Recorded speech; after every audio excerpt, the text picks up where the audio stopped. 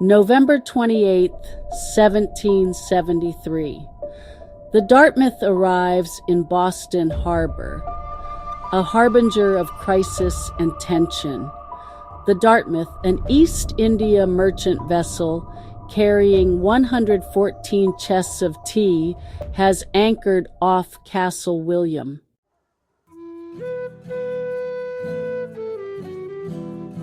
It is the first of 4 such ships scheduled to arrive in Boston Harbor over the next few weeks.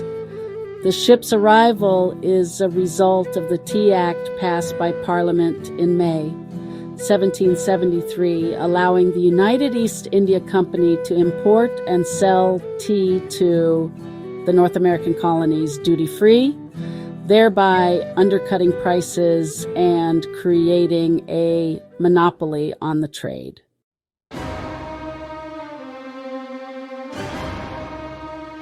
The act also restricts the selling of tea to hand-picked company merchants, known as consignees.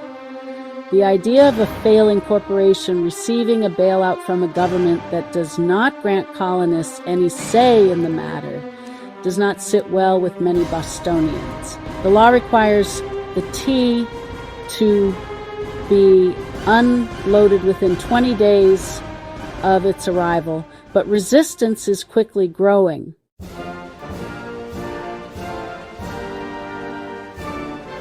November 29th, 1773, morning. The body speaks. Bostonians are gathering at Faneuil Hall in droves to form an assembled body of the people. They intend to discuss action against the importation of East India Company tea. People from all levels of society are in attendance, and the number appears to be growing by the moment.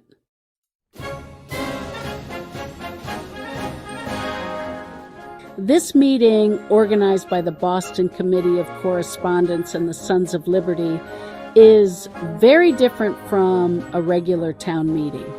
Indeed, it represents something new in Boston town politics. Usually only white men with property are allowed to attend and vote in a town meeting. In this meeting of the body of the people, wealthy men with property stand and speak beside artisans, tradesmen, and laborers, people who usually need to express their political interests out of doors through other means.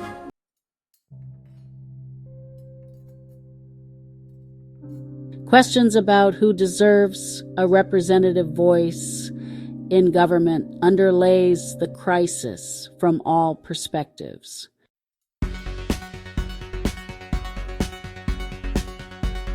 Evening, the Old South Meeting House. So many people arrived at Faneuil Hall this morning that the meeting moved to Old South Meeting House, a larger hall that could accommodate the size of the crowd. Once in session, the body quickly resolved to send the tea back to England without an import duty being paid upon it. The owner of the Dartmouth, Francis Roch, protested this, believing such an act would result in his ruin.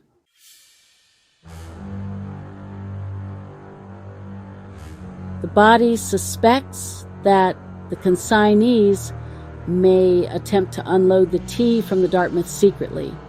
To prevent this, they have appointed a night watch of 25 men to stand guard over the ship. These men, often accompanied by the sounds of colonial music, played violins and flutes to keep their spirits high. Popular tunes like Yankee Doodle and the British Grenadiers were common, serving both as entertainment and a rallying cry. The people have made their demands clear. Now they must wait for the tea consignees to respond.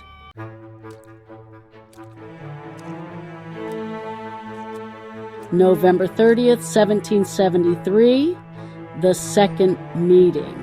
This morning, the body of the people reconvenes at Old South for an eventful second meeting. First, the proposal of the tea consignees or East India Company tea merchants is read aloud. They recognize the will of the people to send the tea back to England, but admit they have no authority to do so, and instead request that the tea be stored until they receive further instruction on the matter.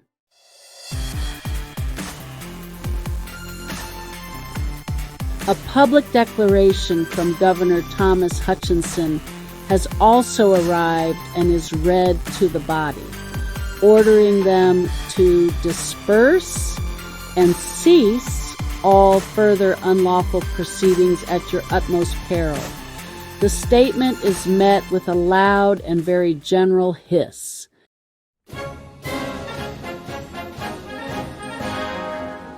In response to Hutchinson, the body motions to prevent the future importation of tea at all costs and deem anyone who continues to do so an enemy to their country.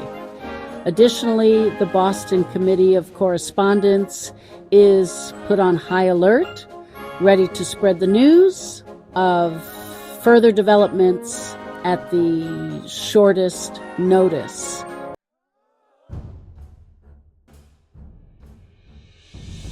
The body of the people have taken the legal steps to prevent the landing of the tea, democratically assembling and voting on common resolutions, yet the governor has condemned their meeting as an unlawful proceeding. Will this attempt to silence the people end the discord, or will it spur an even stronger response?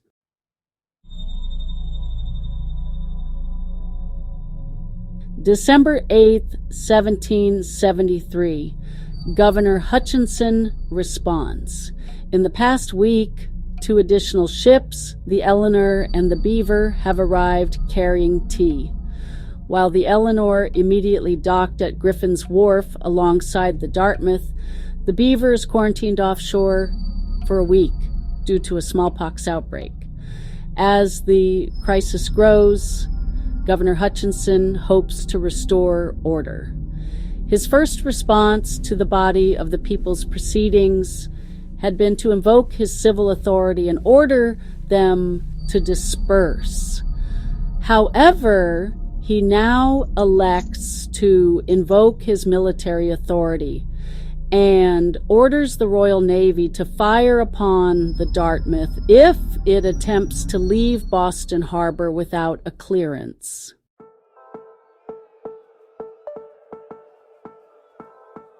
He also instructs the commander of Castle William, Lieutenant Colonel Alexander Leslie, to load the fort's cannons.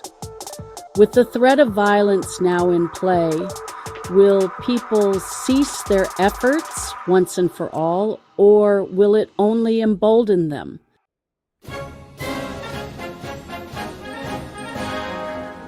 December 13th, 1775, the Lexington tea burning. The people of Lexington stand in solidarity with their countrymen.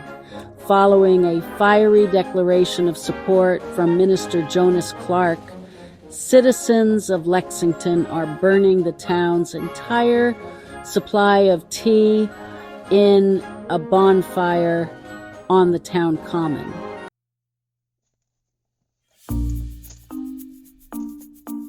Though they have not destroyed East India Company tea, they have demonstrated other means of handling the crisis. Is destruction of government property really the next step, or can the people still reach an agreement?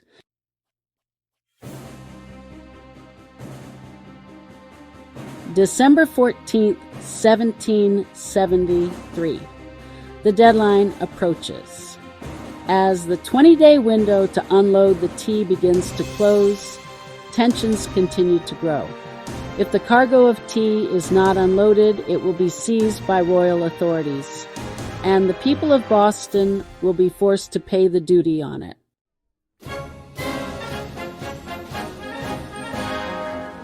To make matters worse, the Beaver is set to come out of its week-long quarantine tomorrow and dock alongside the other two ships at Griffin's Wharf.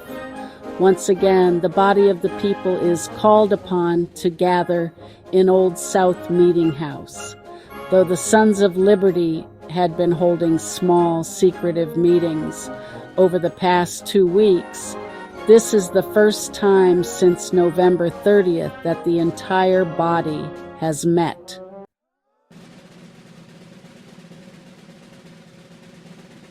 While some voices remained unheard, it is an opportunity for others to participate in a democratic process that they are normally barred from.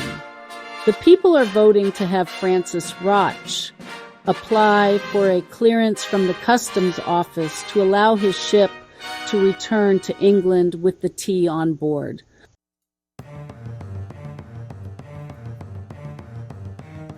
Though time is running out, the body of the people remain committed to crafting a legitimate legal refusal of the tea. With so many voices united together in a democratic process, will the people finally be heard?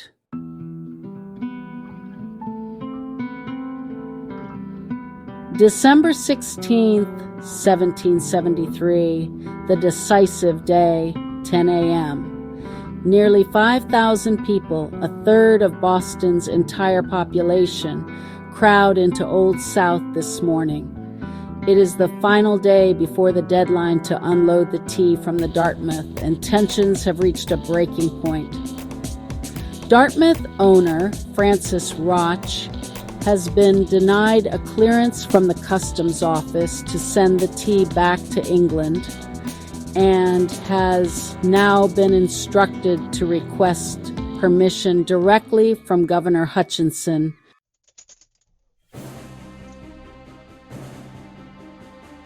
Roch must make the 10-mile trek to Hutchinson's country estate in Milton to meet with him. Unless he can secure a clearance, it seems inevitable that customs officials and Army personnel will board the Dartmouth and unload the tea, forcing the duty to be paid on it.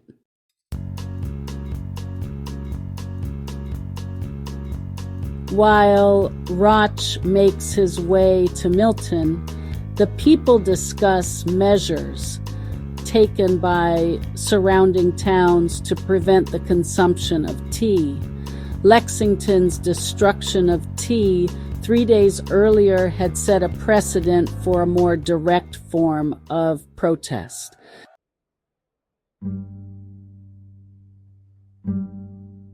Though Boston still seeks a legal resolution to the crisis, destructive means have now been brought to the table. The meeting adjourns until 3 o'clock as the people anxiously await Roch's return.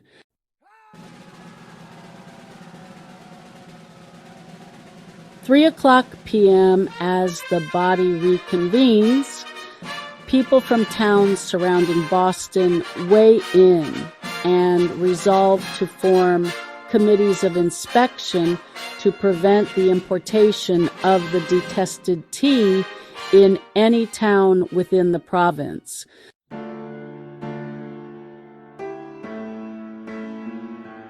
Though the body has no true authority over local town meetings, this decision has nonetheless catapulted all of Massachusetts into the crisis, and every community is now subject to the will of these committees.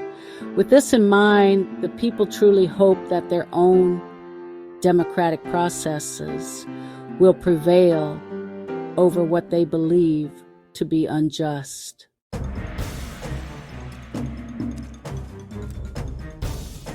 The meeting begins to grow restless, and by 4 o'clock, Francis Roch has yet to return.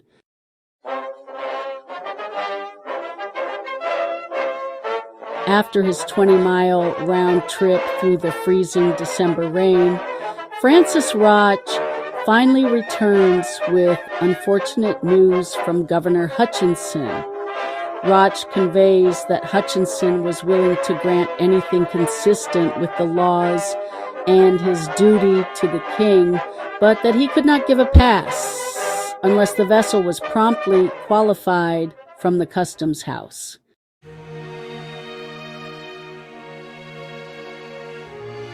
The governor has made himself clear for the final time that the tea must be unloaded.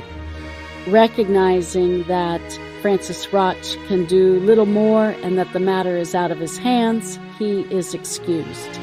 The realization sets in that despite the organized efforts, the people have failed in their aim.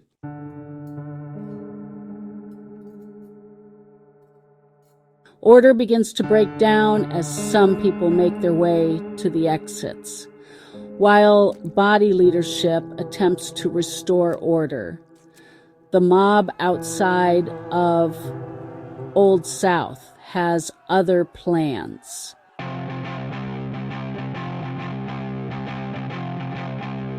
"6 p.m., salt water and tea will mix tonight. For 19 days since the arrival of the Dartmouth in Boston Harbor, the people of Boston have tried every possible way to absolve their city from the grasp of the Tea Act. However, upon hearing Governor Hutchinson's refusal to send the tea ships back to England, some members of the Sons of Liberty spring into action. They have been secretly meeting for 2 weeks, thoroughly planning various contingencies should the body of the people fail in their efforts to legally resolve the tea crisis. Now, there seems to be only one option remaining. Shouts of Boston Harbor, a teapot tonight, fill the air as the mob outside Old South makes its way to Griffin's Wharf. Of the mob, about 150 men have donned Mohawk motifs as a symbol for their cause, also concealing their identities with cloaks and soot for their faces.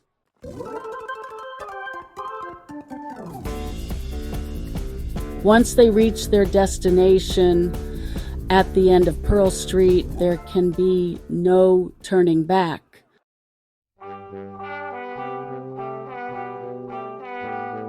Boston Harbor, a teapot tonight.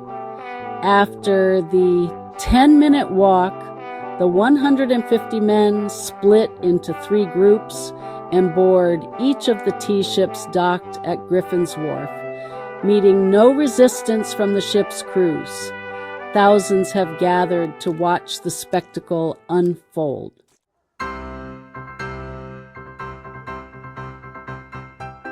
We boarded the ship moored by the wharf and ordered the captain and crew to open the hatchways and hand us the hoisting tackle and rope, assuring them that no harm was intended them.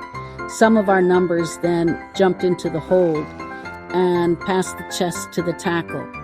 As they were hauled on deck, others knocked them open with axes, and others raised them to the railings and discharged their contents overboard. All who were not needed on this ship went on board the others, where the same ceremonies were repeated. Joshua Wyeth.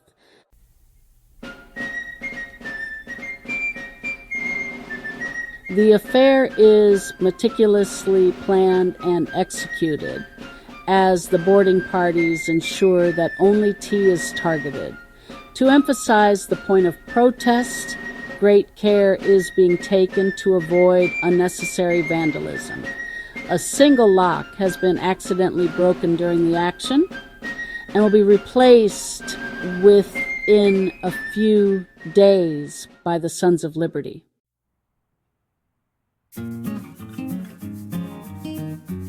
9 p.m., the stillest night ensued. After 3 hours of hard work, the boarding parties succeed in destroying all 342 chests of East India Company tea aboard the 3 ships. As they conclude their work, they quietly return to their homes and await an uncertain future. Tea Party participant George Robert Twelves Hughes reflects on the solemnity of the night as the weight of the men's actions finally sets in. We quietly retired to our several places of residence without having any conversation with each other or taking any measures to discover who were our associates. There appeared to be an understanding that each individual should volunteer his services, keep his own secret, and risk the consequence for himself. No disorder took place during that transaction, and it was observed at that time that the stillest night ensued that Boston had enjoyed for many months.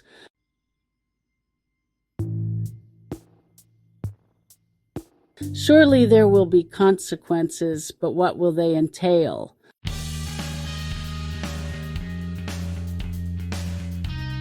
December 17th, 1773, Aftermath and New Beginnings.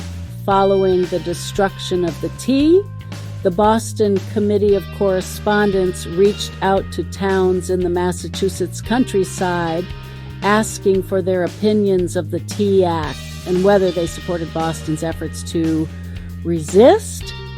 Sentiments over the destruction of the tea were torn in the countryside.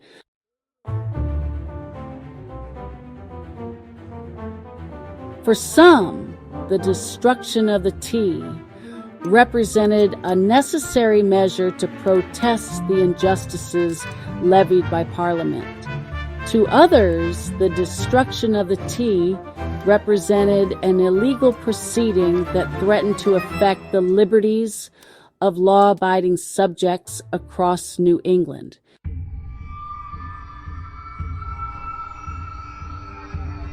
A town meeting scheduled in Concord on January 10th, 1774, will broach the subject with an uneasy population.